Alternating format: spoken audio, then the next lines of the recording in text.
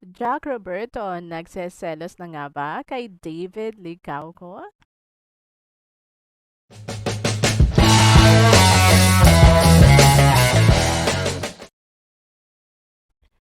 Busy si David Licauco sa paggawa ng remake ng hit movie na maging sino ka man na pinagbibidahan dati ni na Sharon Cuneta at Robin Padilla. Ginawa itong teleserye kasama si Barbie Forteza. Natanong din kung kumusta katrabaho si Barbie sa project na ito compare sa ibang project na ginawa nila. Ayon sa kanya, I think it is always getting better all the time.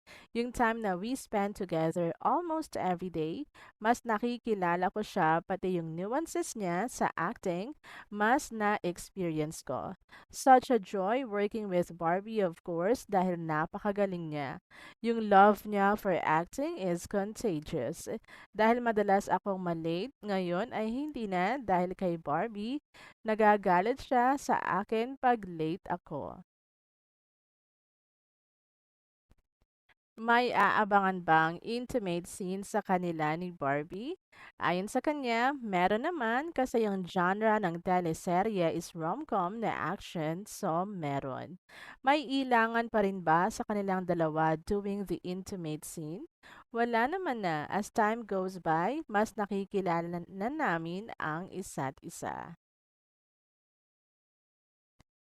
Isa pang tanong kung nagpapaalam ba si David kay Jack Roberto kapag may intimate scene sila ni Barbie?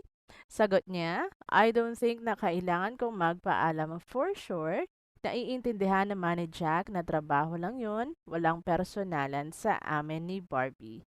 Matatandaang nagte-trending ang anti-celos class ni Jack Roberto sa TikTok dahil sa pagpareha ng kanyang girlfriend na si Barbie sa iba't ibang leading men.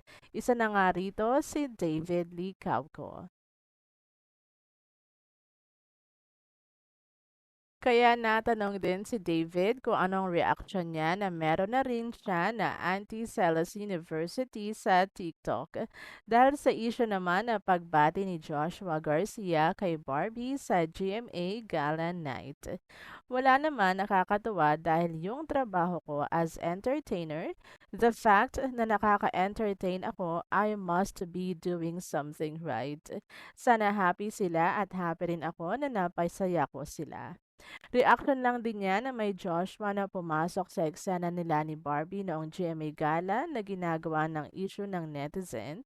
Oo nga nahihiya nga ako sa kanya na medyo nasama siya sa amin pero I'm sure na naiintindihan naman niya yon. Sigurado tinatawanan niya lang rin yon.